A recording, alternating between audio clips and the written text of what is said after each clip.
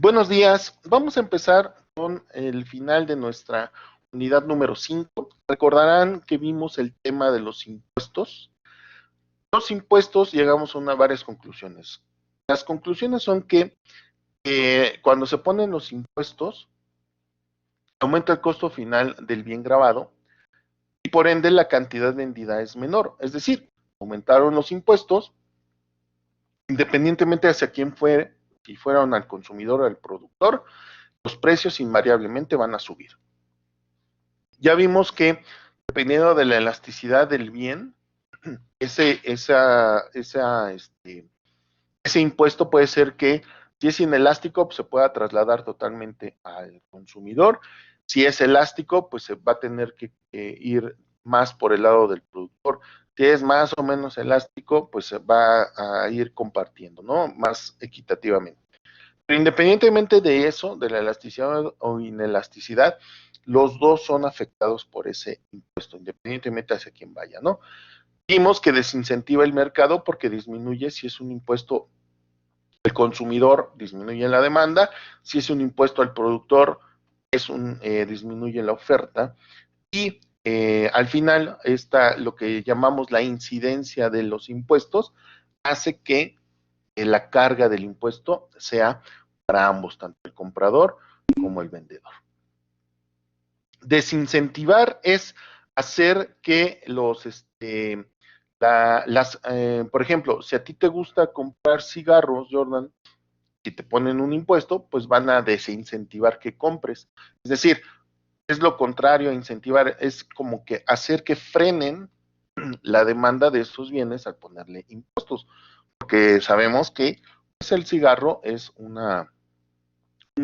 más que un bien es un mal, entonces el gobierno le pone impuestos para que la gente deje de comprarlos. Eso es desincentivar la demanda, ¿no? Entonces, a muchos que les gusta, pues hacen que por medio de los impuestos se desincentiven, ¿vale? Luego, vimos el caso de los subsidios. Los subsidios es contrario a los impuestos, es todo lo contrario, porque incentivan la demanda, incentivan la oferta, hacen que la demanda o la oferta crezcan dependiendo hacia quién vayan, hacia el consumidor, al productor, ¿no? Y sabemos que hay subsidios directos y subsidios indirectos. Los subsidios directos van precisamente al consumidor, van directamente en las manos de la demanda, del consumo, ¿no? Cuando hablábamos de las pensiones a las personas de adultos mayores, les dan su tarjeta y ahí les depositan un dinero, ese es un subsidio directo, porque les llega directamente a las personas que compran las cosas. Y un subsidio indirecto, como lo vimos, es un subsidio que se le dan los recursos a las empresas para que puedan proporcionar bienes y servicios más baratos a la gente.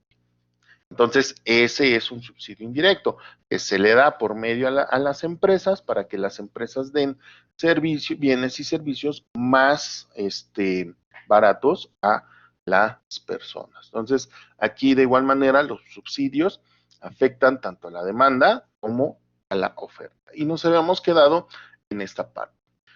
Para terminar la unidad número 5, vamos a terminarla con un tema que se llama precios máximos y precios mínimos. Estos precios máximos y mínimos son aplicables por prácticamente todos los gobiernos de todas las economías mixtas. Recordarán que una economía mixta es aquella economía que tiene una cierta libertad de mercado, actividades capitalistas, pero con una cierta regulación por parte del sector público o gobierno. Esa recordarán que era la definición de una economía mixta. Ahora, los controles que puede tener el Estado, el gobierno, sobre los precios van a afectar los mercados en los que se implementan. En otras palabras, en este caso, los gobiernos, cuando aplican precios máximos y mínimos, es para garantizar que se estén vendiendo a un precio que ellos quieran que se vendan los bienes y servicios. Y hay dos tipos. El primero es el precio máximo. Lo que dice la definición de precio máximo es un precio máximo legal al que puede ser vendido un bien. O también un precio mínimo, que es el precio mínimo legal al que puede ser vendido un bien.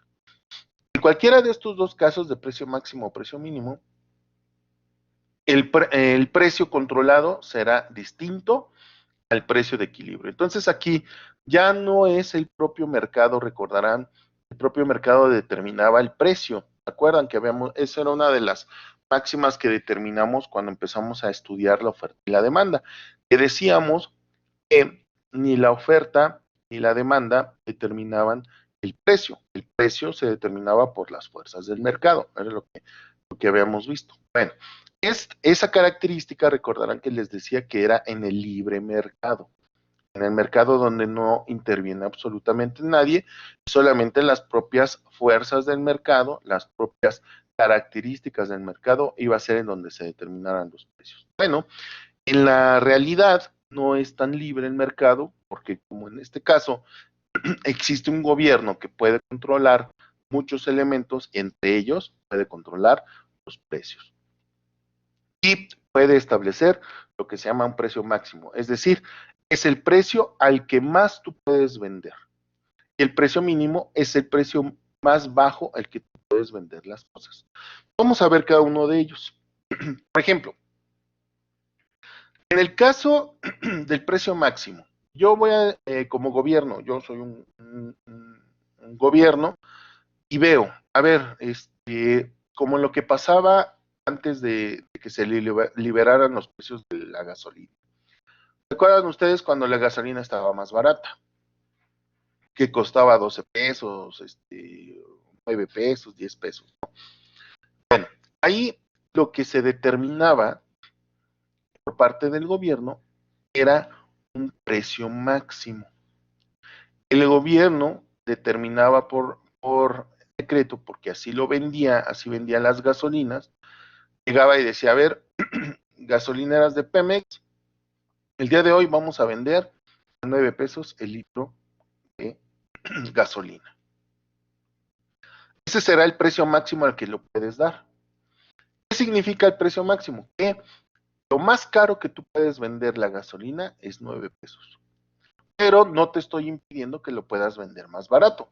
Es decir, si tú quisieras o si tú puedes, gasolinera, lo vas a vender a 8.90, a 8.80, 8.50, ¿no?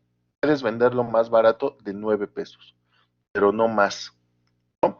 Entonces, los 9 pesos son lo que yo decreté como gobierno que se puede vender a ese precio la gasolina. Por supuesto que lo puedes vender más barato y no hay ningún problema, pero no puedes venderlo más de 9 pesos. Ese es el precio máximo. El precio mínimo es lo que se aplica en los microbuses, ¿no? Yo sé que varios de ustedes ya son super nice y no usan los microbuses, pero les comento, en los microbuses hay una tarifa mínima, que ese es el precio mínimo. El precio mínimo de ese servicio de los microbuses es ¿de cuánto? A ver, ¿quién se acuerda cuánto cobran los microbuses? Lo mínimo. Muy bien, mira, Andrea sí lo utilizaba o lo llegó a utilizar alguna vez. Emerson, Jordan, Carla, muy bien. No, Eli, ya tú ya no, ya te fuiste a los Ruta 100. 2 pesos era lo que costaba, lo que me costaba a mí cuando iba a la, a la, a la, a la universidad. No, no, ya tiene mucho. 7 en Polanco, pues sí, eso sí. Para que te asalten. Ya ven, aquí tenemos un fifi, Enrique. Bueno, efectivamente, lo mínimo que te cobran los microbuses son 5 pesos por viaje, ¿no? Y ya le van subiendo dependiendo de qué tan largo sea tu viaje, ¿no? Entonces, el precio mínimo que se pone por parte del gobierno al servicio de transporte público en microbús es de 5 pesos. Entonces, tú pagas tus 5 pesos y vas a 3, 4 cuadras o a 5 minutos de donde estás, ¿no? Y te pueden ir cobrando más, ¿no? Te pueden cobrar 6, te pueden cobrar 6.50 o 7, ¿no? Eso es, me acuerdo lo que te pueden cobrar. Así es, Emerson, exacto. Entonces, a eso me refiero. Es un precio mínimo. El precio mínimo son 5 pesos. ¿Qué significa? Que no te pueden cobrar menos de 5 pesos al subir, pero sí te pueden cobrar más dependiendo de la distancia. Entonces, el precio mínimo es el precio más bajo que te pueden vender algo. En este caso del microbús son 5 pesos. No te van a cobrar menos de 5 pesos. ¿Sí? Ese es el precio mínimo. Repito, el precio máximo es lo más que te pueden cobrar por algo, ¿no? Por ejemplo, como el caso de podría ser otro ejemplo. Um, un ejemplo de precio máximo sería,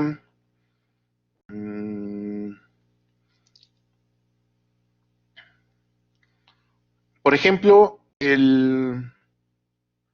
que el metro es máximo y mínimo. Sería, mm, mm, precio máximo. Bueno, en el caso del metro, el metro vale 5 pesos. ¿Te pueden cobrar más de 5 pesos para el metro?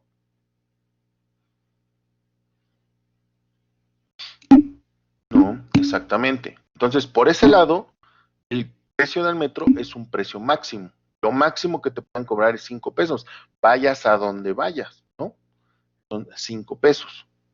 Pero también al mismo tiempo es un precio mínimo, porque no te van a cobrar menos de 5 pesos, ¿de acuerdo? Entonces, el metro también al mismo tiempo es un precio mínimo, porque no te pueden cobrar menos de 5 pesos, a menos de que tengas tu tarjeta de estudiante, ¿no? Con tu tarjeta de estudiante creo que te cobran 3 pesos, pero para sacar esa tarjeta dicen que es como un mito, ¿no? No sé si alguien la tenga, pero ustedes como estudiantes la pueden sacar, ¿sí? Bueno, entonces a eso nos referimos con precio máximo y precio mínimo. Vamos a ver el ejemplo de un precio mínimo. Y esto es bien importante. Ay, perdón, ya me dio hipo. Es bien importante que se lo aprendan, porque lo vamos a preguntar en el examen. A ver, vamos a ver el primer ejemplo, ¿no? Si el precio mínimo está por debajo del precio de equilibrio, aquí tenemos, evidentemente, mi demanda y mi oferta, ¿no? A ver, la voy a marcar con el marcador. Entonces, aquí tengo mi demanda y aquí tengo mi oferta. Y este es mi punto de equilibrio, ¿verdad? Mi precio, bueno, el equilibrio de mercado, no, punto de equilibrio es otra cosa, recuerden. Este es mi equilibrio de mercado, donde la cantidad de equilibrio y el precio de equilibrio se están determinados porque la oferta y la demanda son en este punto iguales, ¿no? Esto ya se lo saben y lo contestaron prácticamente todos correctamente en el examen, ¿no? Entonces, este es mi equilibrio de mercado. Ahora, supongamos que el gobierno, este equilibrio de mercado, supongamos que es el de el precio de los bolillos, ¿no? Por ejemplo. Vamos a ponerle valores para que se les sea más sencillo identificarlos. A ver, espérenme tantito, porque con esta cosa. ¿No? Para poder rayonearles.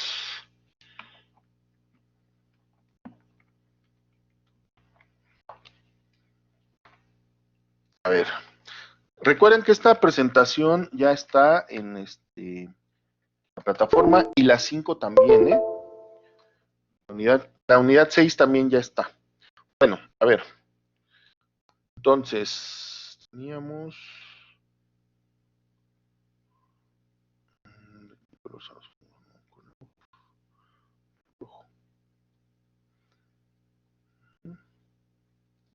Bien, supongamos que este es el mercado de bolillos, ¿no? En equilibrio, los bolillos, vamos a decir donde la demanda y la oferta se igualan, es que los bolillos valen 2 pesos, ¿vale? Los bolillos valen 2 pesos y en esos 2 pesos se tiene una cantidad de equilibrio y el precio de equilibrio es de 2 pesos. Entonces, el mercado se encuentra en equilibrio, ¿no? La oferta y la demanda son iguales. Sin embargo, llega el gobierno y dice, vamos a establecer un control de precios mínimos, en donde el precio mínimo va a estar determinado por 1 peso. Los bolillos, su precio mínimo será de 1 peso. Ese es un decreto. Entonces, ¿qué es lo que sucedería si se pone de 1 peso? Eso es lo que es bien importante tomar en cuenta. Lo que vamos a tener en cuenta es que todos los precios que sean más bajos de 1 peso son prohibidos por el gobierno. No lo puedes vender el bolillo a 50 centavos, a 80 centavos, a 90 centavos. No lo puedes vender. Entonces yo rayo aquí, ¿no?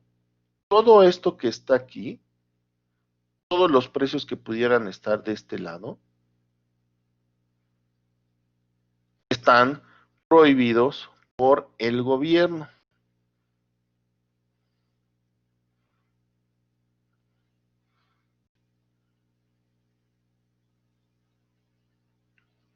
Entonces, precios por debajo del peso están prohibidos por el gobierno, por decreto.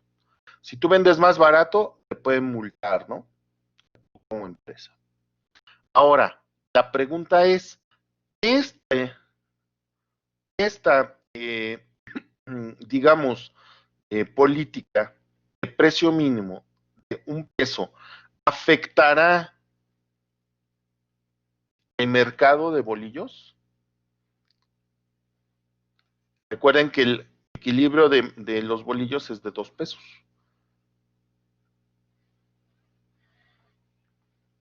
¿Le afecta al panadero que el gobierno haya dicho que el precio mínimo es de 1 peso? A ver.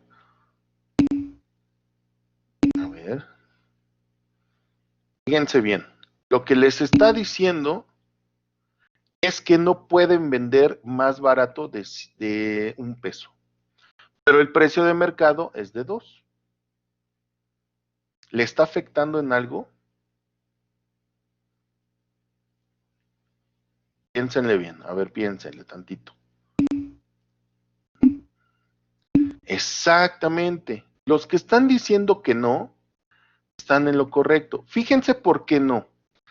Porque, como bien dice Emerson, no le afecta esta política de precio mínimo, porque lo que le están prohibiendo es dar más barato de 1 peso.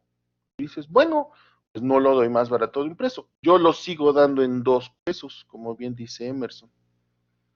Entonces, a mí no me está pegando en mi equilibrio. Todo esto que estaba en rojito no me pega en mi equilibrio. Por lo tanto, aquí lo menciona, no es efectiva la política de precio mínimo cuando tenemos un equilibrio. ¿Sí? Cuando el precio mínimo se encuentra por debajo del precio de equilibrio, como pueden ver, el precio mínimo está abajo del precio de equilibrio, ¿no? Entonces, esto es no efectivo, no tiene efecto, no le afecta al panadero, ¿sí? Porque esto que vemos nosotros sombreado de rojo no le pega aquí al equilibrio, ¿sale?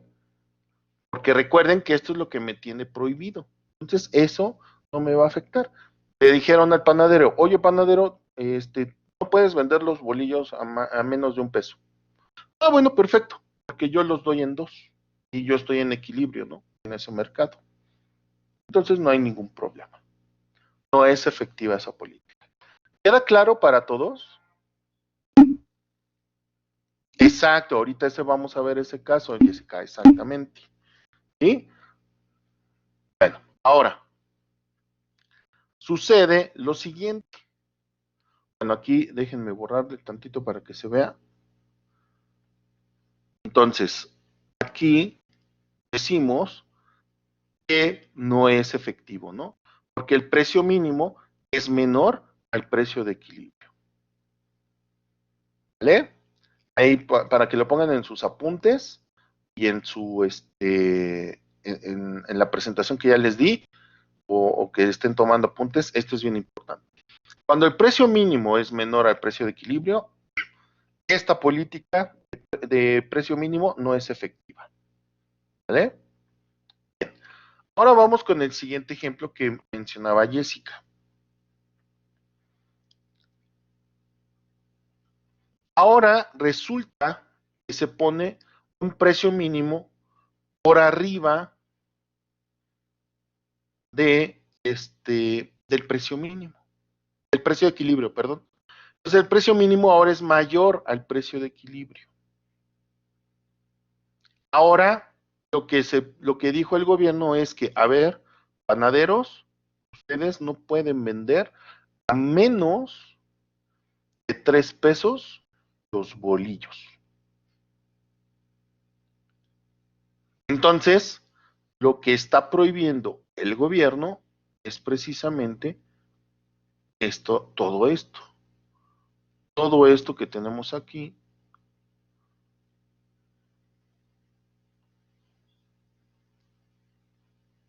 Todo esto está prohibido, ¿no? Todo esto que tenemos aquí está prohibido. No lo puedes vender más barato. ¿Qué pasa? Pues ahora sí me está afectando a mi precio de equilibrio, era de 2. ¿Por qué? Porque el panadero lo vendía a 2 pesos. Ahora el gobierno le está exigiendo venderlo por lo menos en 3 pesos. Puede venderlo más caro, puede venderlo a 3.50, a 4 pesos, pero no menos de 3. Y él estaba en equilibrio en los 2 pesos. Entonces, lo que le están pidiendo al panadero es que dé más caro su pan, ¿no? Entonces, ¿qué pasa? Ustedes ya se lo saben. ¿Qué pasa cuando el precio sube? Estábamos en equilibrio. ¿Qué desequilibrio se presenta aquí? Exacto, Eric, muy bien. Se presenta el desequilibrio de excedente o, bueno, o exceso de oferta. Muy bien. Entonces, cuando el gobierno pone un precio mínimo que es mayor al precio de equilibrio, aquí lo tenemos, el precio mínimo es mayor al precio de equilibrio, entonces tenemos que esa política es efectiva y se genera un excedente en el mercado. ¿Por qué? Porque recuerden que la oferta es mayor a la demanda.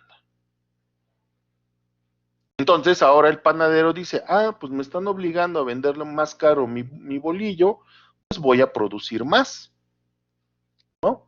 Para ganar más.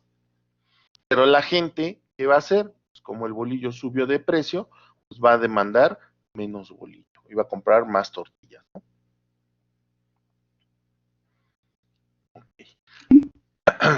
Exactamente, Tania, muy bien. ¿Se entendió lo que cuando es efectivo y cuando no es efectivo el precio mínimo? ¿Alguien tiene alguna pregunta?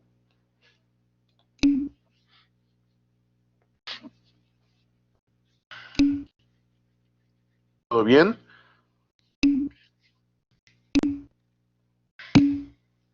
Entonces, ¿qué es lo que tenemos nosotros que leer? Por ejemplo, yo les puedo decir, a ver, si el precio de equilibrio está por debajo del precio mínimo, ¿qué significa esto? Si el precio de equilibrio está por debajo del precio mínimo, quiere decir que yo dibujo el precio mínimo arriba, ¿no? Del precio de equilibrio, porque está por debajo, ¿no? Entonces, tomen en cuenta estas expresiones porque las podemos cambiar. ¿Qué es esto? Yo quiero que ustedes lean, ¿no? Entonces, esto que dice, si el precio de equilibrio está por debajo del precio mínimo, es exactamente lo mismo que si el precio mínimo está por encima del precio de equilibrio, ¿no? Entonces, hay que leer muy bien, porque, por ejemplo, en el examen, yo les puedo plantear ahí un párrafo donde diga, a ver, el precio de equilibrio tal, tal, tal, a ver, ¿es efectivo o no efectivo? Entonces, hay que leer, comprender, dibujar ahí en su cuaderno una gráfica y ver cuándo es efectivo y cuándo no es efectivo, ¿vale? Va. Y también nos sirve mucho, ¿no? El de iluminar, ay, sí, sí le pegó a mi equilibrio, entonces sí es efectivo. ¿Qué es lo que va a pasar? Vamos a tener un excedente, ¿vale? Bien, ¿ya tomaron apunte?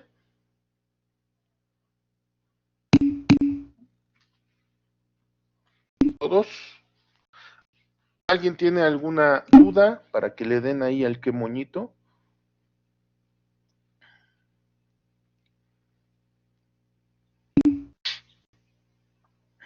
¿Ya?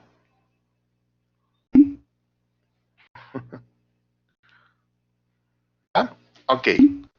Siguiente. Vamos a ver ahora el precio máximo. En el precio máximo sucede que no puedes vender más caro. Recuerdan, te están poniendo un tope a tu precio. Entonces vemos el primer ejemplo, ¿no? Mi precio máximo se encuentra por arriba de mi precio de equilibrio. Es mayor mi precio máximo al precio de equilibrio, ¿vale? Entonces eso quiere decir que ¿qué?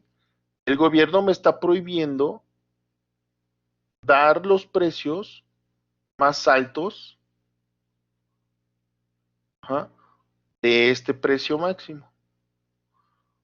Entonces todo lo que está aquí es prohibido. De igual manera, podemos utilizar el ejemplo de los bolillos, ¿no? El bolillo está en 2 pesos y, por ejemplo, me dice el gobierno, a ver, panaderos, ustedes no pueden vender más de 3 pesos los bolillos, ¿no? Ah, perfecto, entonces no puedo venderlo a 3.50, 3.40, 4 pesos, porque está prohibido, ¿no? Entonces, esto no se puede vender así. La pregunta es, ¿me está afectando a mi mercado, a mi venta?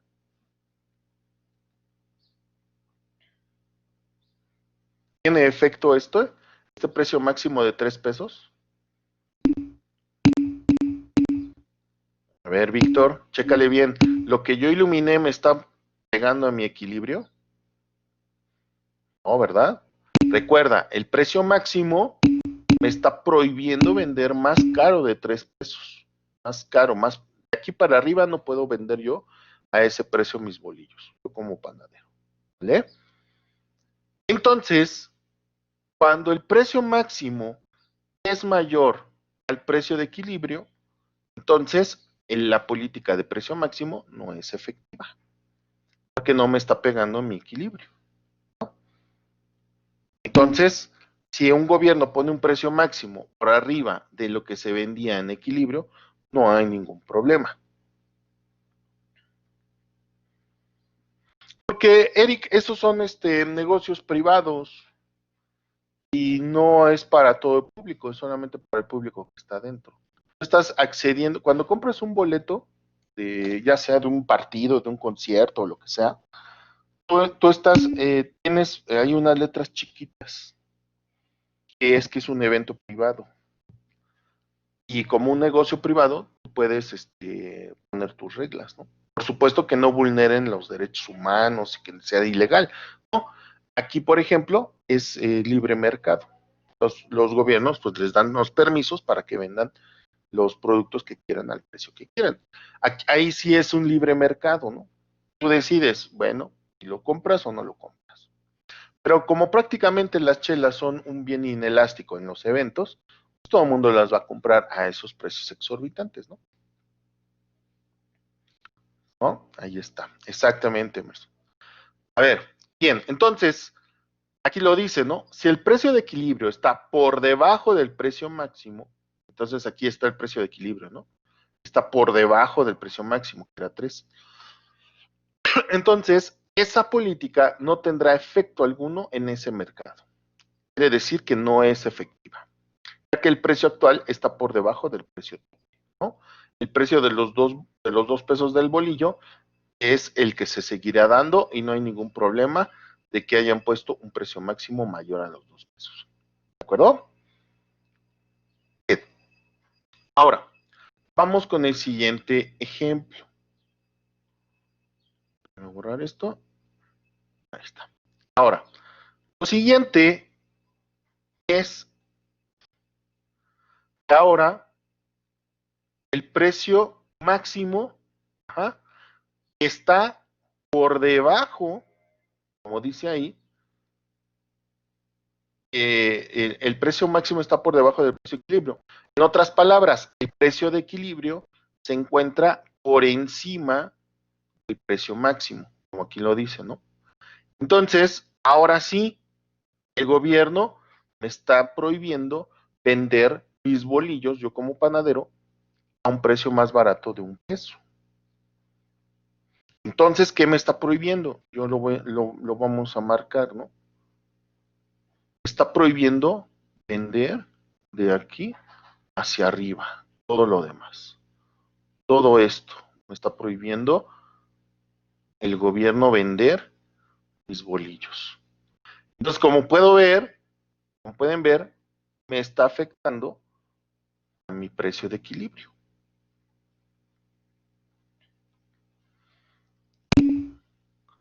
Entonces, al afectarme mis 2 pesos, dice, híjole, ahora el gobierno, yo como panadero, me está prohibiendo vender a 2 pesos los bolillos que yo daba en 2 pesos.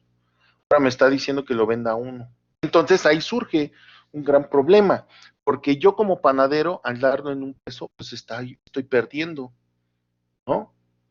Por lo tanto, voy a ¿qué? ¿Qué pasa? Mi oferta va a disminuir aquí acá. De aquí de la cantidad de equilibrio mi oferta disminuye. ¿Y qué pasa con la gente? Pues la gente ve que se vende más barata las cosas, pues la demanda va a aumentar, ¿no? Exactamente, Jordan. Ahora vamos a tener el desequilibrio que ustedes ya conocen, que hay una escasez. ¿Sí? Escasez es con SZ.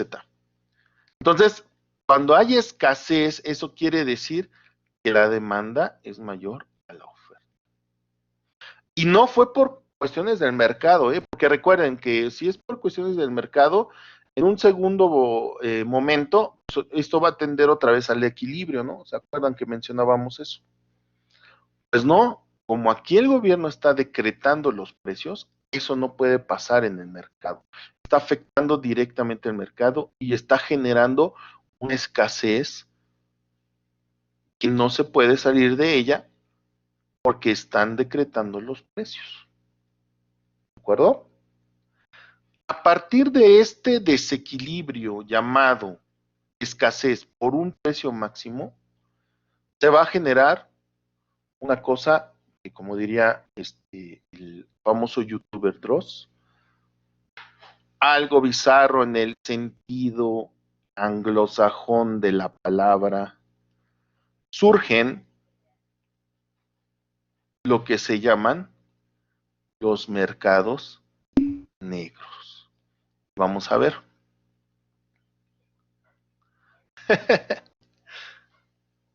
¿Qué es lo que sucede cuando tenemos un precio máximo que está generando escasez? Bueno, lo que está sucediendo es que la demanda de las cosas está creciendo y la oferta es poca. Entonces, sucede algo inverosímil, ¿no? Los llamados mercados negros. Entonces, como dice el compañero Dross, ¿no? Lo que sucede es que al haber una escasez muy fuerte por los precios máximos, hay un equilibrio forzado, es este precio, ¿no? Y hay una escasez del producto, o por otro lado, que también conocíamos como exceso de demanda. Entonces, ¿qué sucede, por ejemplo, si se estableciera un precio máximo de las gasolinas, ¿no? En este momento. ¿Se acuerdan, no? Ahorita las gasolinas están en promedio 20 pesos, ¿no? Y que llegue López Obrador de repente, ¿no? Y diga, a ver, no. Vamos nosotros a poner la gasolina otra vez en 10 pesos. ¿Qué va a pasar? Que toda la gente se va a formar en las gasolineras y todo el mundo va a querer gasolina. Se va a acabar la gasolina y ya no van a ver, porque no va a haber gasolinería que la quiera vender en 10 pesos. Entonces, ¿qué se va a generar? Formación de colas enormes, ¿no? De coches esperando sus litros de 10 pesos, ¿no? ¿Qué sucedería también? Una discriminación por los vendedores. Entonces, tú llegas y le preguntas al despachador, oye, pues me vendes acá unas gasolinas de 10 pesos. No, pues no hay patrón. Y ya, ¿no? Dice, pero si le urge la gasolina para su coche, a ver, voy aquí atrás en la ventanita, ahí le pueden dar información. Entonces, sucede algo tenebroso, ¿no? Como dice Ross. Lo que sucede es que vas a la ventanita de atrás, te sale una carita, ¿no? ¿Qué quiere? Pues es que quiero gasolina. Ah, no, pues es que acá la gasolina la estamos vendiendo en 25 pesos. Híjole, ves que yo ya no tengo, pues nada más así, ¿cómo la ve? Pues órale va, ¿no? Y le compras tus 500 pesos, ¿no? Tus 20 litros de gasolina de 25, ya más grande del precio de equilibrio. ¿Por qué? Eso está sucediendo, eso de la venta por debajo del agua, escondidas, es lo que se llama un mercado negro. Para evitarte las colas grandísimas, para evitarte que no te quieran vender en 10 pesos la gasolina, vas ahí acá en lo oscurito y precisamente como está en lo oscurito, en lo oscuro, en lo turbio, se le llama negro, ¿no? El mercado negro y lo compras pero mucho más alto del precio original de equilibrio. Ya no serían después 25, ya después serían 30, 35 pesos. Te lo dan más caro, ¿no? Porque hay una gran demanda por la escasez de ese producto. Entonces, si un gobierno determina precios máximos muy bajos a diferencia del precio de equilibrio, se generarán estos efectos que se llama el precio del mercado negro, ¿no? Aquí, por ejemplo, ya te venden en 30 pesos la, la gasolina y te lo pueden vender más y más caro, ¿no? Entonces, todo esto que está en rojito es el costo extra por tener un precio de mercado negro. Y así puedes solventar las necesidades de la demanda. ¿Qué tipos de mercado negro suceden? Pues, por ejemplo, en el caso de Venezuela, ¿no? Recordarán muchos productos, entre ellos muy famoso el del papel higiénico. Habían determinado un precio mínimo, un precio máximo, perdón, por debajo del equilibrio. Hubo escasez, nadie tenía papel higiénico, pero lo podías encontrar así en mercados negros, mucho más caros de lo que se venderían en el mercado. Entonces, como ustedes pueden ver, estos elementos de control de precios máximos y mínimos pueden generar más problemas de los que quisiera solucionar. ¿Por qué se aplican precios máximos? Porque quieren control de la famosa inflación. Y eso se hizo mucho se hizo mucho en los años 80 en nuestro país. Yo cuando era un chamaquito, ¿no? Ya, ustedes hoy en años 80 creen que estoy hablando del siglo XIX, ¿no? Pues casi. Cuando yo era niño, a mí mi mamá me mandaba por las tortillas. Teníamos unos grandes problemas de inflación. Entonces era mi mamá, ¿no? Por ejemplo, en aquel entonces me acuerdo que costaban como 300 pesos el kilo de tortillas. Estoy hablando de 300 pesos viejos, ¿no? Los viejos pesos. Y de repente, ya en una semana que yo regresaba por comprar otro kilo de tortilla, ya costaba 400 y luego a la otra semana ya costaba 500. Imagínense, es como si ahorita, ¿no? Que el precio de la tortilla anda en, ¿qué? Anda en 13 pesos, 14 pesos.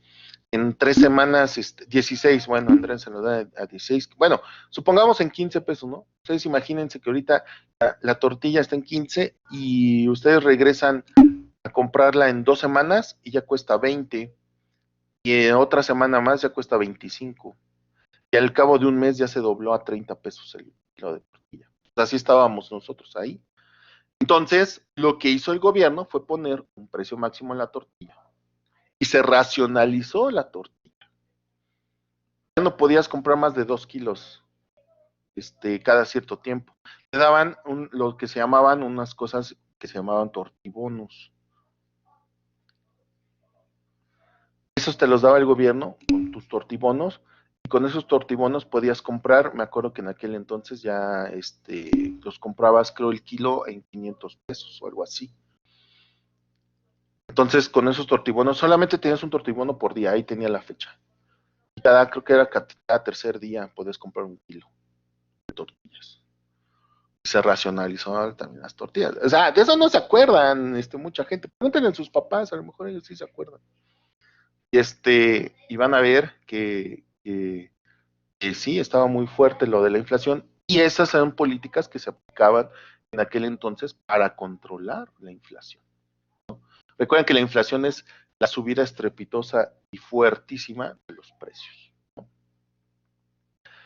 Claro, pero eso que cuestan 10 y costaban 5, pero estás hablando, Eduardo, de cuando, por ejemplo, tú ibas en la primaria, ¿no? Más o menos hace como unos 8 años, más o menos, que se dobló el precio, pero yo te estoy hablando de que el problema de inflación es que ahorita que los créditos cuestan 10, ahorita en mes y medio ya cuestan 20 pesos. Es la gran diferencia, ¿no? Eso es inflación o sea, que suban los precios, pero muy rápido. A eso nos referimos. Ah, hijo, ya tomando caguabas en la seco tu papá. Pues no me acuerdo. Fíjate que yo cuando iba en la secundaria, pues la verdad, no tomaba mucho. O yo no compraba la caguama. Exactamente, Andrea. Pues, todo sube de precio. En aquel entonces, pues subió más, ¿no? No tanto, o sea, sí, pero no, pues no era yo el que iba a comprarlas. Porque, pues, era de niño que no se iban a vender la caguama. Compraba el cartón. Lo que sí me acuerdo es que en la secundaria yo empecé a fumar. Y sí, pues sí, te costaba una lana la cajetilla, híjole, ¿no? No, mis finanzas de niño no me lo permitían. Bueno, afortunadamente ahorita ya medio se va frenando esa situación. Pero bueno, son otros tiempos. Qué bueno. Ok, entonces, ¿se entendió lo que es entonces un mercado negro que se deriva de la escasez? ¿Sí? ¿Alguien tiene alguna duda?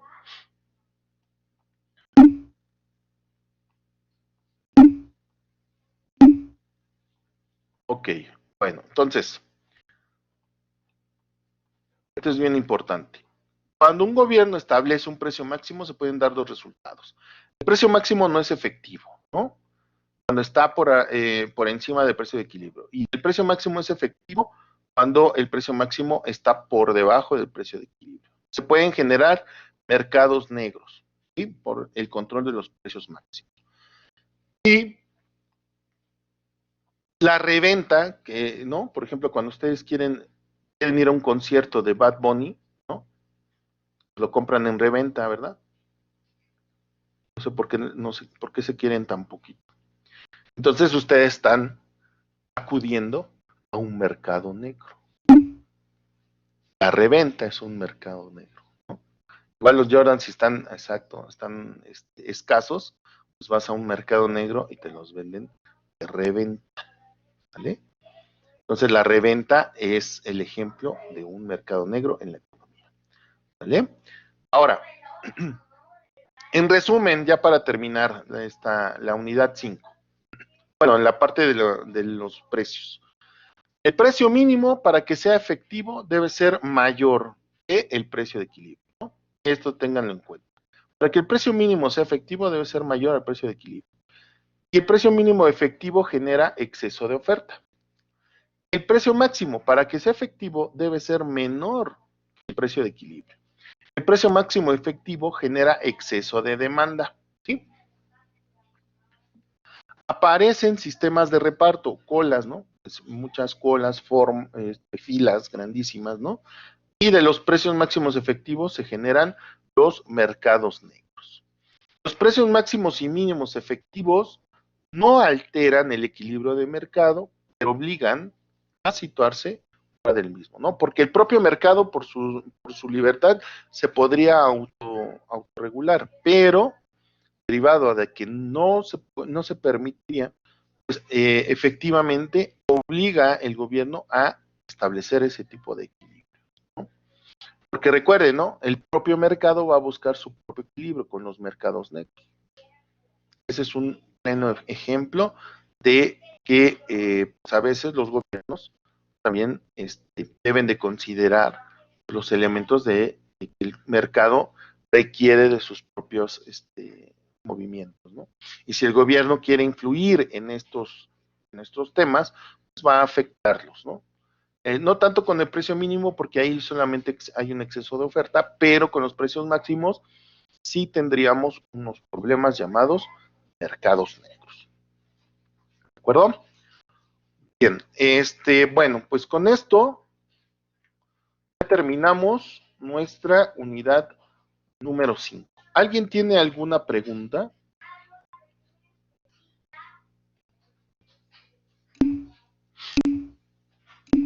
¿No? ¿Todo claro?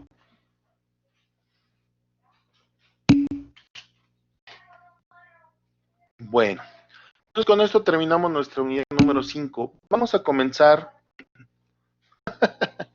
Ya vamos a acabar, que espérate, no te puedes esperar media hora. Tranquilo. A ver, vamos todos a ir a material de trabajo y por favor, descarguen el documento que le subí en material de trabajo de la unidad 6.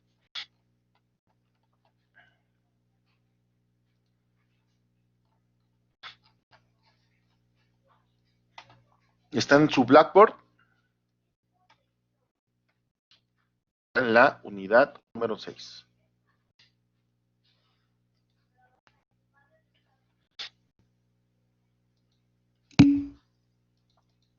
¿Ya?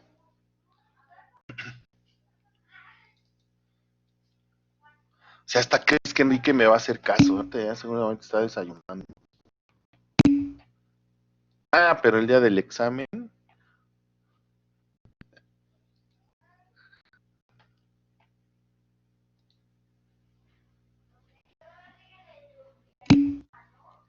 ¿Ya? ¿Todos ya tienen unidad 6? Bueno, también necesito que vayan abriendo su libro, ¿no? Ahorita vamos a ver algunas páginas del libro.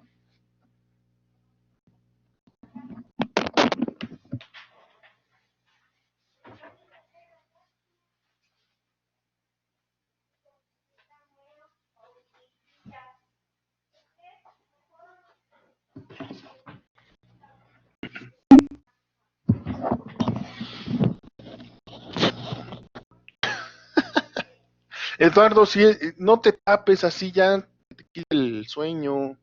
Todos tapaditos, pues ¿cómo?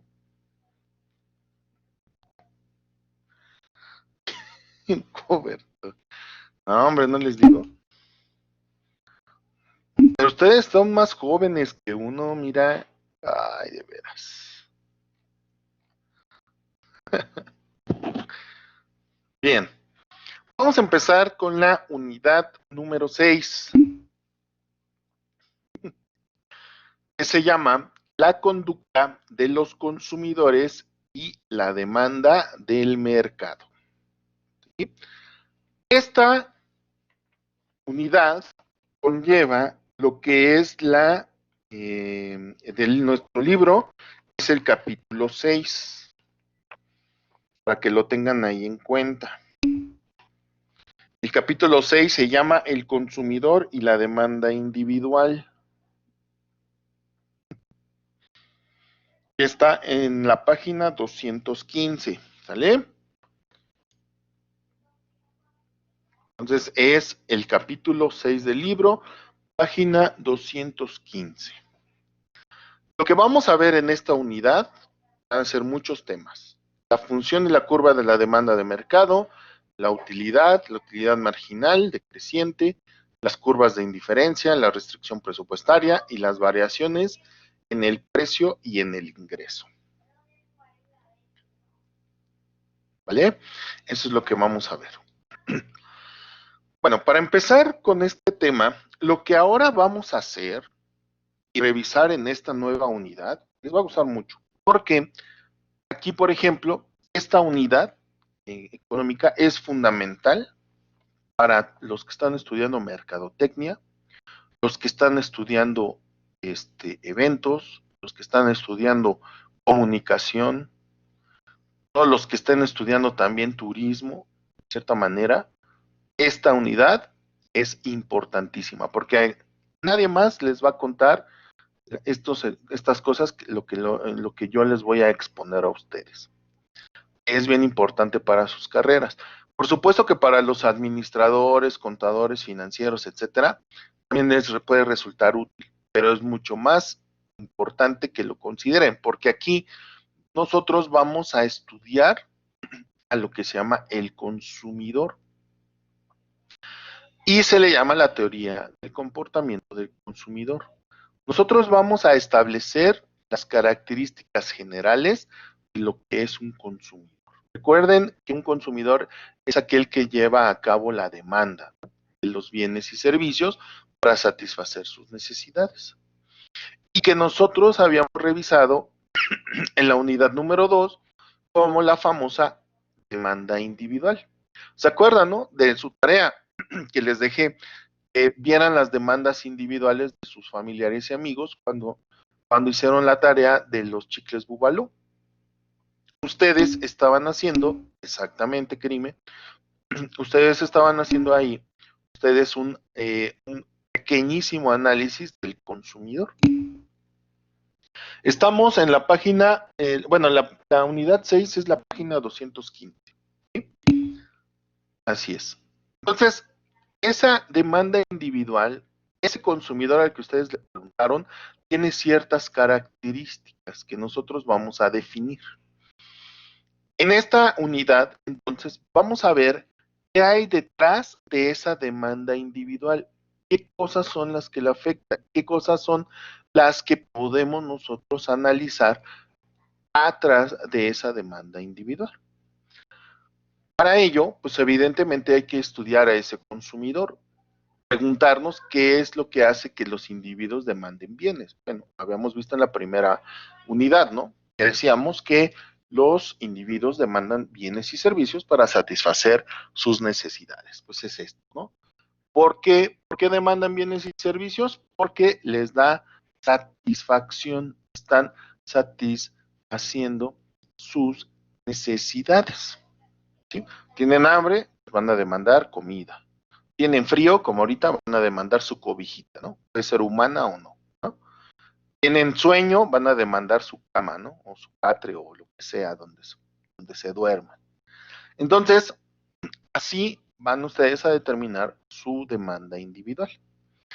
Hay un elemento importante para poder estudiar a ese consumidor.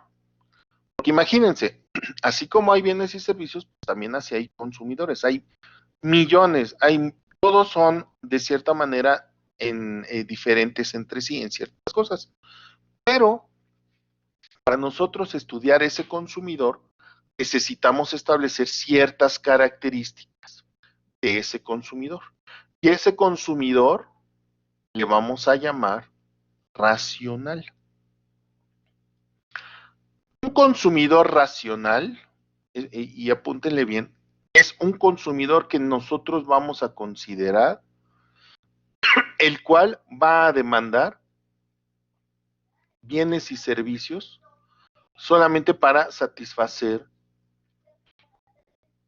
sus necesidades. ¿Qué quiere decir eso? Que ese consumidor racional, por el nombre, ¿no? Que dice racional, tiene raciocinio, piensa, ¿no?, las cosas, y va a consumir los bienes y servicios, los cuales le van a reportar una satisfacción de sus necesidades.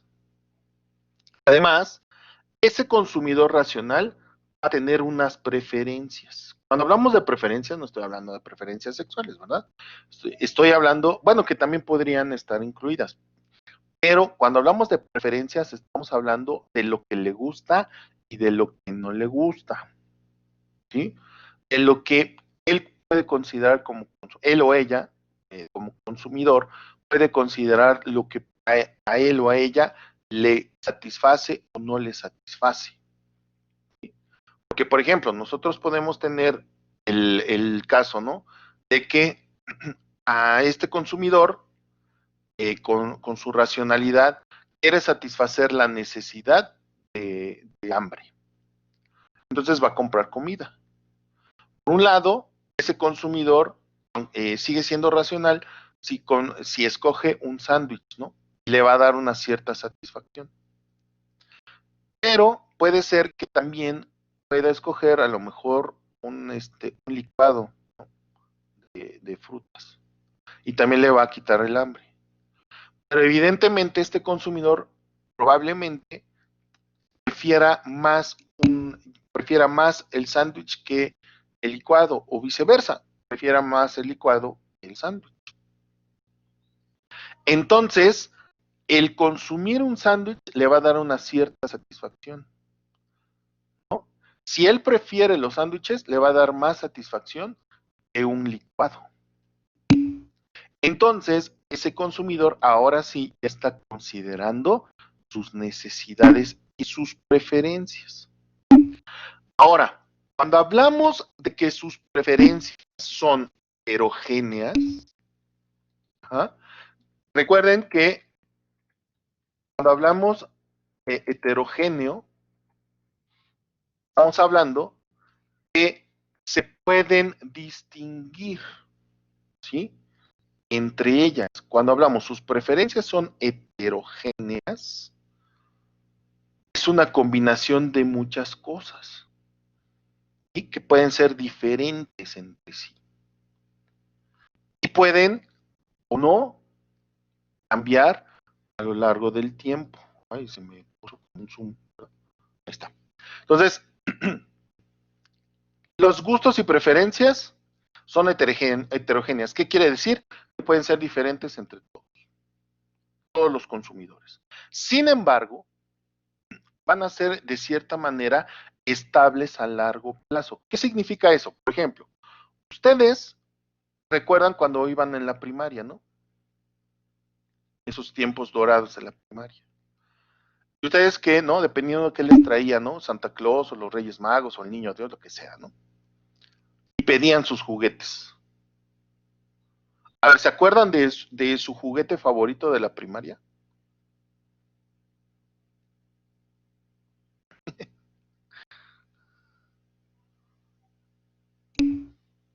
Mira, Enrique, se ve que era bien nerd, los Legos, ¿no?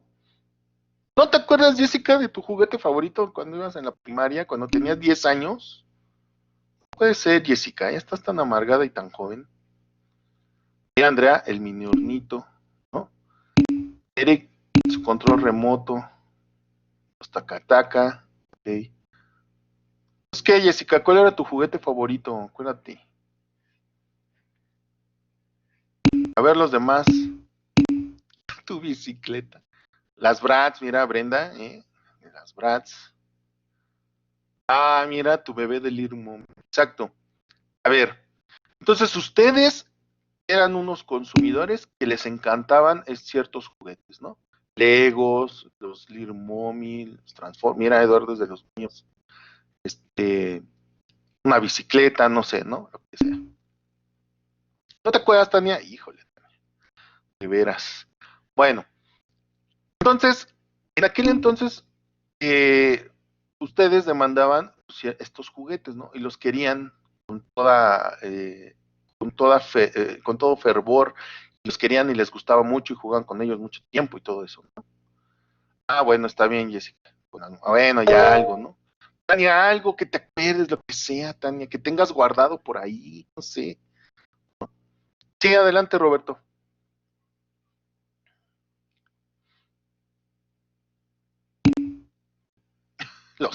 Jugar con los hombres. No, esto es ahorita, espérate, eso iba, ¿no? Entonces, en aquel entonces, ustedes tenían preferencias por juguetes. Y decían, ay, no, nunca, así, ¿no? Como el Andy, nunca te dejaré, Woody, ¿no? Ya nada más entraron a la secundaria, iban a salir y ya les daban apenas sus juguetes. Todos la hipocresía, ¿no? La hipotenusa. Así como el Andy, ya los mandaban, los botaban ahí sus juguetes y los dejaban ahí solitos, ni los pelaban, ¿no? Entonces, ¿por qué pasa eso? Pues a Andy y a ustedes les cambiaron sus preferencias. Antes jugaban con sus juguetes y ahora pues, las chicas juegan con los hombres y los hombres juegan con sus sentimientos. ¿Qué quiere decir eso? Pues aquí vimos que a lo largo del tiempo ustedes cambiaron de preferencias, que son preferencias heterogéneas, dependiendo del momento de la vida en que ustedes estén. Sin embargo, aquí viene el tema, son estables en el largo plazo. ¿Qué significa eso? Que ustedes, si a ustedes desde niños les gustaban las papas fritas, todavía de grandes, muy probablemente les sigan gustando. Que si de niños ustedes odiaban el hígado, el cebollado, todavía de grandes lo siguen odiando. Si ustedes de chicos odiaban las matemáticas, pues de grandes las van a seguir odiando, ¿no? Entonces, eso quiere decir que muchas preferencias son heterogéneas, van cambiando, pero en general son estables en el largo plazo. Entonces, un consumidor racional sí puede ser que tenga de repente diferencias en preferencias, ¿no? Dependiendo de la etapa de la vida que estén. Pero en el largo plazo, eso quiere decir que a lo largo de la vida, muchas de sus preferencias van a seguir siendo las mismas y van a ser estables. Entonces, bajo estas condiciones, estas características, nosotros podemos definir a ese consumidor racional. Un consumidor racional va a demandar bienes y servicios, les dan un nivel de satisfacción en sus necesidades. Y podemos nosotros mencionar que ese consumidor se va a comportar de cierta manera en el largo plazo. ¿Sí? Recuerden que un consumidor racional no consume cosas que no le van a dar satisfacción. ¿Qué quiere decir? Un consumidor racional no estaría consumiendo cosas que no le den una satisfacción, que no estén satisfaciendo una necesidad. Un consumidor racional en el tema de la teoría porque ya empezamos a ver microeconomía, esto es microeconomía, ¿eh? Un consumidor racional tampoco va a gastar dinero en cosas que no necesita, ¿no? Por ejemplo, ahorita que empieza el Buen Fin, empiezan a comprar cosas que no necesitaban, no necesitan y están gastando dinero. Un consumidor racional no lo hace, porque precisamente no tiene la necesidad que satisfacer. Un consumidor racional va a consumir lo que necesita, ¿de acuerdo? Ese es un consumidor racional. Muchas características. Entonces, necesitamos nosotros definir ese consumidor racional porque con base en ese consumidor vamos a determinar las siguientes teorías de la utilidad. La utilidad en microeconomía es el nivel de satisfacción que se obtiene por consumir un bien o servicio. ¿Por qué no le llamamos satisfacción? Bueno, porque porque en economía le pusimos utilidad. ¿Por qué se llama como la utilidad de la contabilidad, profe? Porque los economistas nos encanta tomar conceptos de otros lados y cambiarles el significado.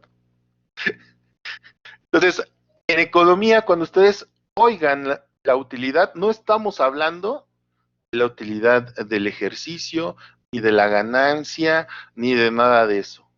En economía y específicamente en microeconomía, la utilidad es la satisfacción que se genera por consumir bienes y servicios. ¿De acuerdo?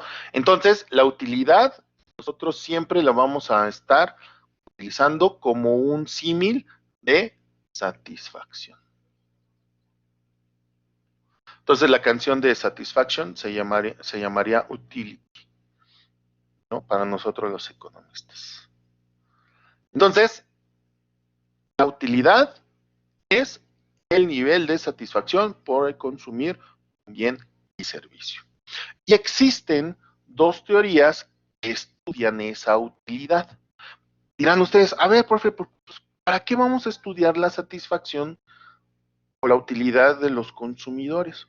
Es muy fácil, porque así nosotros podemos determinar las características de un consumidor y las decisiones que toma y que esas decisiones conforman la demanda, su demanda individual, y por ende recordarán que las demandas individuales construyen la demanda de mercado. Entonces, yo quiero saber cómo es que mi producto, yo como productor, puede o no puede tener éxito, puede tener alta o baja demanda, pues necesito estudiar a mi consumidor. Yo como consumidor quiero tomar las mejores decisiones para satisfacer mis necesidades, pues me va a servir estudiar la teoría del consumidor, que en este caso es el análisis de la utilidad. Por eso me va a servir, nada más y nada menos, ¿no? Y hay dos teorías de la utilidad, que es la teoría de la utilidad cardinal y la teoría de la utilidad ordinal. La utilidad cardinal, como dice su nombre, es cuantificada, se puede medir con números. Yo a la satisfacción de la utilidad cardinal le puedo poner un número. Y en la utilidad ordinal, como dice su nombre, es la utilidad según el orden. Aquí no se puede medir, pero lo que sí es que se toman en cuenta las preferencias. ¿Sí? Vamos a ver las dos, aunque les aviso que la que se utiliza actualmente más es la teoría de la utilidad ordinal. ¿De acuerdo? Entonces, como les decía, la utilidad cardinal considera la satisfacción o utilidad, considera que la satisfacción o utilidad puede medirse, se puede medir. En otras palabras, por ejemplo, yo les puedo decir, a ver, compañeros, es su novio, ¿no? Ahorita que no nos lee, ¿qué nivel de satisfacción les da? ¿Qué calificación le ponen? Si es lindo, si es buena onda, si es celosa, si es celoso, si es mala onda, si es buena onda, ¿no? Luego, como sabe que lo va a ver, ay no, es 10 de 10, ¿no? Ya cuando son ex, ya les cambian la calificación, ¿no? Entonces, ustedes le están poniendo una calificación, le están poniendo un número, algo que se supone que no tendría que ser, ¿verdad? Entonces, igual, siempre, en cada reunión con nuestra directora de carrera, los que somos economistas le decimos, oiga, profesora, cuando los alumnos nos ponen una calificación, están utilizando una cosa que se llama utilidad cardinal. Le están poniendo una calificación, pero esa calificación es subjetiva, porque depende de cada quien, ¿no? Ella dice que es 10 de 10, pero si le preguntan a la ex de su novio actual, se va a poner otra calificación, ¿no? Pues Enrique se pone 11 de 10, totalmente subjetivo, ¿no? Quien lo pueda conocer a Enrique a lo mejor le pone otra calificación. Puede ser que le ponga 20 de 10 o que le ponga 2 de 10, ¿no? Entonces, estas calificaciones, de ahí viene, digamos, la debilidad de esta teoría cardinal, porque esas calificaciones son subjetivas, son desde el punto de vista de cada quien. ¿Por qué? Porque depende de los gustos y preferencias de ese consumidor. Entonces, la calidad ordinal, como nosotros los profes que nos ponen calificaciones, pues entonces hay una regla y dice, bueno, pues es que a mí el profe, la verdad me cae re mal, le voy a poner un 3. Pues da bien sus clases, pero me cae mal, ¿no? Payaso. Y le pongo 3. Entonces, no le estás calificando su capacidad de dar clases. Le pusiste 3 porque te cae gordo. Entonces, ahí está la subjetividad, ¿no? Si de verdad le quisieran calificar, pues le calificaría su conocimiento, las técnicas que utiliza para dar sus clases, la capacidad que da para transmitir ideas, ¿no? Eso debería de calificarse, pero no. Muchos de los alumnos, y ese es uno de lo que se pelea siempre, siempre, pero nunca nos hace caso, es que en realidad es tan subjetivo que no tiene un cierto valor eh, importante. Y siempre también, por ejemplo, nos dicen, ¿no? A nosotros los profes, es que nuestra academia es una de las que siempre sale más bajas, tenemos que subir calificación y todo eso, ¿no? Pero nos comparan a nosotros los que damos finanzas, los que damos economía, los que damos contabilidad. Imagínense las materias que damos. Nos comparan con psicología, nos comparan con derecho, ¿no? Que son materias súper diferentes que ahí en psicología se las pasan chabacana platicando, a gustito, con cafecito, ¿no? No agarran ni un número ni por casualidad. Y nos comparan con ellos, pues no puede ser tampoco, ¿no? No nos podemos comparar. Es muy diferente dar una clase de economía así pesadona. Como ahorita lo que les estoy contando es medio pesadón, ¿eh? Pero yo trato de dárselos medio más digerible. La comparación de una psicología donde tú le puedes llevar un caso y le puedes contar la tragedia de una persona y decirle, miren, es que se aplica esto y lo otro, pues es más interesante, más didáctico, más del chisme, ¿no? Causa más puedo decir, no, ay, no, es que el profe, la profa, padre sus clases porque son casi casos de la vida real cada clase, ¿no? A comparación de que imagínense un profesor que está dando clases de conformación de portafolios de inversión, pues ¿qué chisme te puede contar ahí? ¿No? Son puros números, son puras utilidades, son modelos financieros, matemáticos. No tiene punto de comparación, ¿no? Entonces, por eso la utilidad cardinal se dejó de utilizar. Por eso surgió lo que se llama la utilidad ordinaria, ¿no? Pues sí, exacto. Entonces, aquí siempre la utilidad cardinal tiene que ver con la diversidad de gustos y preferencias, ¿no? Y esos gustos y preferencias, cada uno de ustedes puede tener uno diferente, ¿no? Si quisiéramos ahorita hacer un ejercicio, ¿no? Porque ya ahorita ya no nos da tiempo para cerrar. Si yo, por ejemplo, les pregunto, a ver, imaginemos que todos los que estamos aquí en la clase, les voy a poner un poll, ¿no? Aquí en la clase, bueno, en el chat, porque ya no me da tiempo. Pero, por ejemplo, si ustedes se acuerdan, ¿no? De los platos de comida que estaban afuera de la universidad. Estaban los de los tacos de guisado, luego estaban los que vendían los sándwiches, y luego estaban los que vendían la cochinita pibil, y luego estaban los de las carnitas, luego creo que unos que vendían garnachas, los del Micho, ándale, los tamales, los tacos 2 por 1. Entonces, ¿se acuerdan, por ejemplo, llegaron a comprar, ándale, Andrea, me gusta la idea, los que vendían los burritos? A ver, ustedes díganme, ¿qué calificación en cuanto a nivel de satisfacción le pondrían a los burritos afuera de la escuela?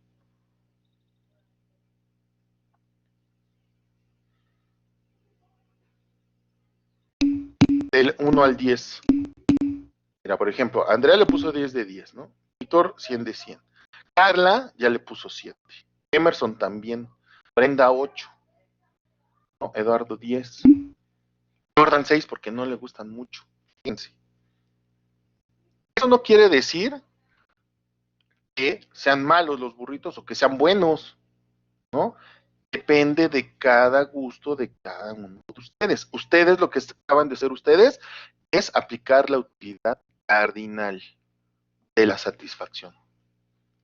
Están poniendo en calificación. Y vamos a ver en la siguiente clase un ejemplo de eso y cómo lo podemos medir y cómo podemos trabajar con esos datos.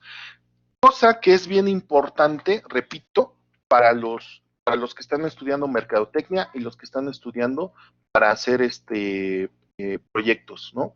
De evaluación de mercado. Porque lo que ustedes van a hacer cuando levanten encuestas es precisamente preguntar los gustos y preferencias de la gente. Oye, tengo este producto, a ver, ¿qué te parece? No, pues ponle calificación. Pues ahí está. Eso todavía se sigue utilizando muchísimo en los estudios de mercado. Cosa que pues, yo personalmente no estaría tan de acuerdo en seguirlas utilizando, pero se siguen utilizando. ¿Por qué? No lo sé. Porque es más poderosa la utilidad ordinal que la utilidad cardinal. Pero bueno, se siguen utilizando en mercadotecnia y yo quiero que ustedes que están estudiando para eso y que van a colocar productos, que van a hacer ventas, que van a generar, ¿no? Todas las carreras que les dije, lo tomen en cuenta para su formación. ¿Sale? Ya, Luis, ya terminamos. ¿Vale? Bueno, entonces, la próxima clase vamos a continuar ahora sí ya con la unidad 6. Quiero que por favor todos tengan su presentación impresa porque vamos a estar llenándola. ¿Sí? Como ustedes pueden ver, miren, aquí tengo un cuadrito vacío. Lo vamos a llenar en clase. ¿Sí? Y eso viene también en el libro. Entonces requiero que tengan el libro a la mano también. ¿Vale? Entonces, dos cosas les dejo de tarea. Imprimir la presentación, que ya les subí ahí en Blackboard. Y segundo, tener a la mano el libro, porque lo vamos a estar utilizando. Y vamos a hacer muchos ejercicios de esto. Bueno, no muchos, uno que otro. ¿Vale? Bueno, que tengan bonito día, mis estimados educandos. Buen inicio de semana, échenle muchas ganas. Ya les dejé despiertos a sus alumnos, a sus profes que siguen. Y los espero con mucho gusto el próximo jueves. Me mucho gusto saludarlos, que estén bien. Cuídense mucho. ¿Vale? Ya saben, denle like si les gustó la clase.